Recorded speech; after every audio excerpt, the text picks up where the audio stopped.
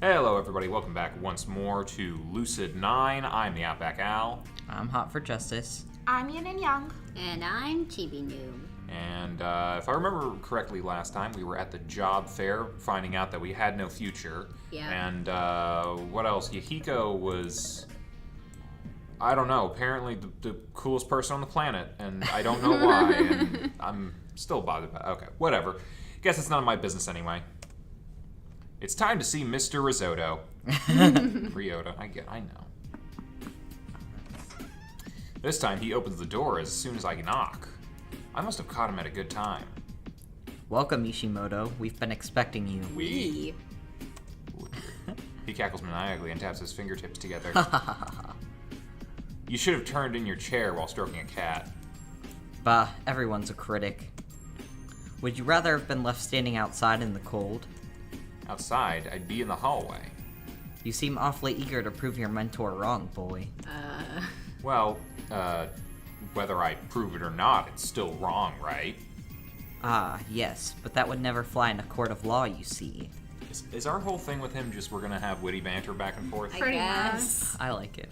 Imagine it. I declare the defendant guilty because from a metaphysical standpoint it is true, even if we have no epistemological link of knowing so. Says the prosecutor. I just lost. You. I get that a lot. Go ahead and take a seat. We've got more important things to discuss, no? No, we don't. I think we should go back to that a little bit. Hesitantly, I slide into the nearest couch. I've always seen Mr. Ryota as an intelligent man, even if laid back, but I'd never actually, not understood him. I wonder how much brain mass he's hiding behind that cheery facade. So, He has never really looked cheery to me. the He new looks stoned, I'm sorry. the new transfer He student, definitely is. Misaki Kazuhaya. I hope you don't mind. I did a little lookup on her. That's not creepy at all. Yeah. And I'm adjusting something, so if my thing comes up, read it for me. You can do that? Well, there's no explicit rule saying I can't use the confidential databases. Dude! I'm pretty sure that there is. Nope. I may be faculty, but I'm not a teacher. It's only stated that teachers have to request special permission. That's a bit of a loop. Yeah. Yeah, I checked the loopholes. Something feels wrong about this. What did you find out? Okay, I'm back to he's the murderer. Well, if I tell He's you, too obvious. then I'd have to kill you. See? Then that's a solid breach of confidentiality. Oh, and you're not breaching any confidentiality here. I don't want to go to jail yet. The food's too good here. Mr. Ryota, I really worry about you sometimes. I'm worried too. And this is me talking. So instead, I'd like to hear your thoughts on the matter, Yama. How did you two meet? And you mentioned that she left? Yeah. Ooh. I close my eyes, letting the ever-constant hum of the air conditioner calm my nerves. Then I start talking. It's practically subconscious. My mouth dutifully repeats the train of thought running through my mind. Everything is calm, clear, slow. Is he being hypnotized? Therapy. Something that I've got. They're probably just fast forwarding because it's probably just hours of them just talking back and Okay. forth, and we don't need that. Despite it's a visual novel, it's not that kind of visual novel. Hopefully. Therapy. Sometimes something that I've gotten used to over the years. So I easily turn my brain to the topic of interest. Misaki Kazuhaya. I'm not good with Japanese names. I'd met her when I was young.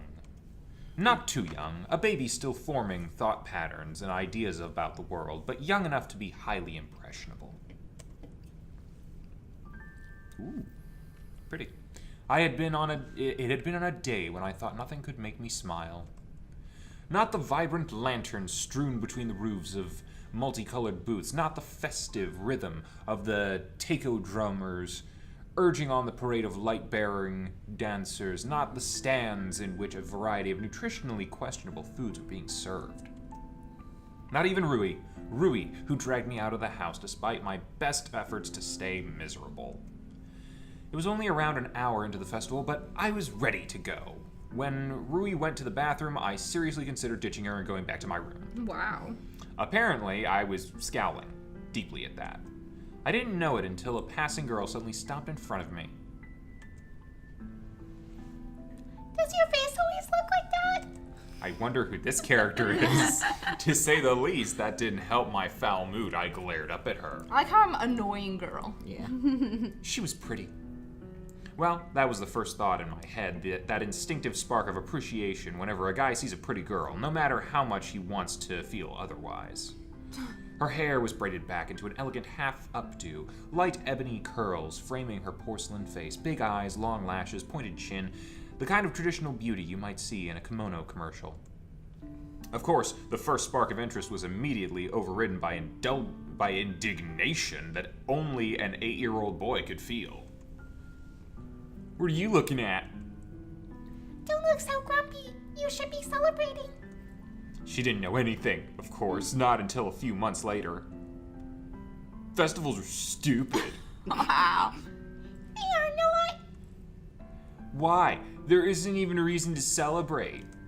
The girl's face twisted into something resembling anger. It looked strange on her face, like a guinea pig attempting to seem menacing. You don't even know what the festival is about, do you? Well, of course I did it, but I wasn't about to admit it. Of course I do. Oh yeah? What's it about? Well, you make lanterns. Uh-huh. And? I fisted my hands at her condescending, or what? I fisted my hands at her condescending tone. What does that mean? It means like you just bunched him up and you're just standing there angrily like, All right. You write wishes on them and stuff. Wrong. I am not. Yeah, you are. You don't write wishes. You write what you want to tell dead people. Ridiculous, I should have said. Why would I even want to talk to dead people? Why not? But, parents. but I parents. didn't. Or I guess they're dead. But I didn't mock it. I couldn't mock it. Dead people? Yep. I can write a message to Auntie on this lantern and she'd see it. How do you know that? Haven't you heard the story? No, I hadn't. But my 8-year-old pride prevented me from saying that, of course. Oh, wow. Thankfully, the girl took my silence as confusion. Well, once upon a time, there was a princess. Of course there was. Was she pretty? Is that all that matters to you? Yeah. Good at singing? Yeah. Boring. It is not boring. The indignant anger on her face So made angry. me snicker the first time I'd smiled all day. Yeah, well, what happens? Does she get in trouble and a charming prince has to save her? Just listen. Look, she's actually a big meanie. A mean princess? That wasn't a fairy tale staple. Oh? Yup. But her bodyguard was in love with her and turned her good again. Is this the Princess Bride? Maybe. I felt disappointed. The story had a promising start. Blech. What did he do? Cast a spell? Give a true love's kiss? He died. Oh. Don't look so happy. That time I broke into a tiny laugh. but it made her good again, right? Well, yeah. She didn't trust anyone before. Thought they were all fake and stuff. They probably were. It seemed that she was glaring at me at that point of the story, but before I could open my mouth, she was already continuing. Anyway, the bodyguard sacrificed himself to save her life, so the heavens were super duper impressed and put him in the stars. Aren't stars really, really hot? That sounds like a bad thing. Childish indignation flickered across her face. They made him into a constellation, you poop. Yes, I do. Bleh. I just did. Blah, times infinity. Bleh times infinity plus... Anyway, the princess realized how beautiful that really is. Because he died? She saw how much he loved her, so she decided to be a better person and trust people again. This had nothing to do with writing messages to the dead on a lantern. I was rapidly losing interest. Let me guess, she lived happily ever after. Well, no, the bodyguard died, remember? I like this bodyguard. Do you want to die? Yes. Oh. She glared at me, but somehow it felt less severe than before.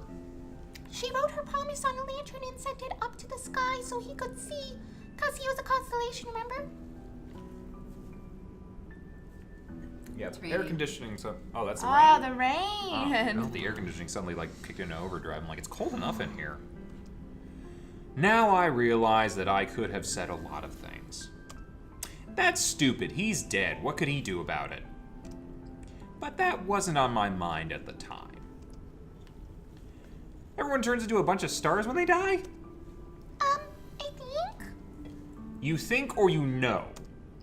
if they did something to super duper impress the heavens, I guess.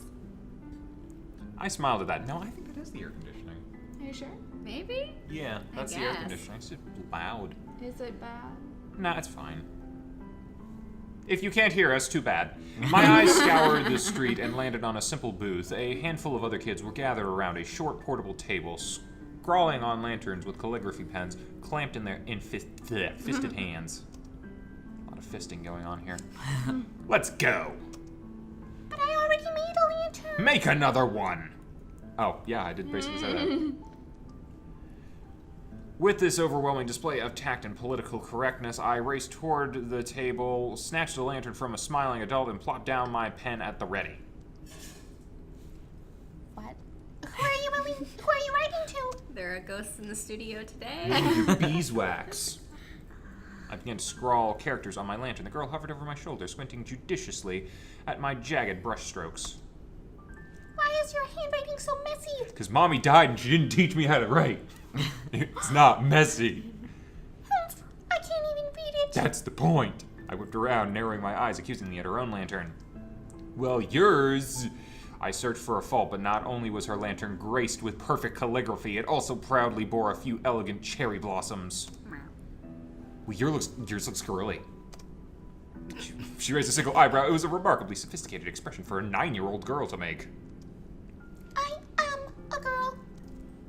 And there was nothing much to say to that. Is that... Probably Rui. Yeah. Yama, where have you been? It was as if Rui had materialized out of thin air. I hadn't even noticed the rapid pitter-patter of her footsteps. Sorry, Rui. Jeez, could have told me. You were in the bathroom.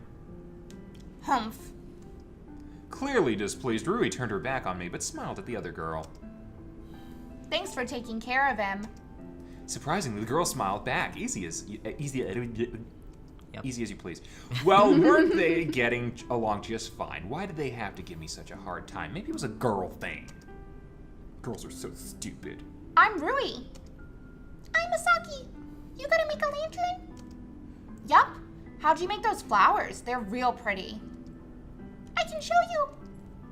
And just like that, the two of them were friends. It took a little longer to warm me up, but whatever the two of them set their minds to, they accomplished. They had always been that way, so fiery, so capable, so lovely. Two playful angels who, for some reason unfathomable to mankind, saw fit to hang around a bucket of depressing... I can't. Are you okay? I don't know. I smell burnt toast. A bucket of depressing sludge like me. Why do you think that about yourself? Well, I smell burnt toast, and it's just like, I don't know. Mr. Ryota's voice seems to come from far in the distance, faint but recognizable. I respond distractedly. You know me, I'm not useful, or popular, or particularly intelligent.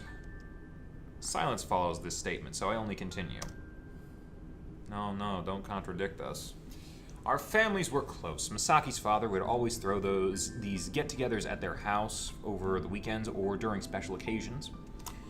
I remember him being really overwhelming at first. He was a lot like Masaki, only bigger and louder. I rarely saw Masaki's mother. The time I did see her, she was pretty distant. Besides that, I really didn't remember much about her. At first, we were inseparable, Masaki and us, but then her father had lost his job and we started seeing less of her. And eventually, they just left. No warning whatsoever. Even our parents tried to get in contact. No luck. It had been as if the Kazihaya had disappeared off the face of the planet. That must have been a really hard blow. Rui says that it had been. Honestly, I don't remember much of what followed. It all passed in a haze. Essentially, I felt abandoned. I had this idea that everyone close to me would leave me. I didn't think I could even cry. I only felt empty inside. But Rui says that it really was a terrible time. She says that I didn't eat, didn't sleep, didn't even play any games with her. She says that I looked like a ghost. Heck, practically became one. And I don't remember it. But she says that one day... Oh, What was that? that was something. I don't know. Go back and look and pause. I don't know. Yama, what's wrong? Something's not Huh. right. Maybe Nope. we're the murderer. Nope, sorry. That's it. Sob story over. We killed We a could be. man. Maybe we have a split Killed a personality. man, and he was the man on the phone. I think maybe. Are you sure? You do realize the entire point of therapy is to share your sob stories. It's not a burden, Yama. I'm glad to hear you out. I feel tired. I think I'll have to stop here. It's mainly an excuse, but yeah, we're gonna stop here. It's always effective on therapists, and Ms. Ryota immediately nods in understanding because we all have to go and do some stuff, and I'm sure you guys have to do some stuff as well. But come back again next time as we continue some more Lucid9. Anyone else got anything to say? Any thoughts? No? No? I'm interested to see some murder go down. Well, we have to be So, like I hope. We did. I'll say this: the people who are wondering how long this might be, we did kind of look it up a little bit to see how long the general runtime for this game is. It's about 9.5 hours, and we played through probably at least about a third of it, maybe, or at least through the first act, at least. So we should be getting to some more actual inciting incident stuff soon. So we'll see you guys next time. Bye bye. Bye.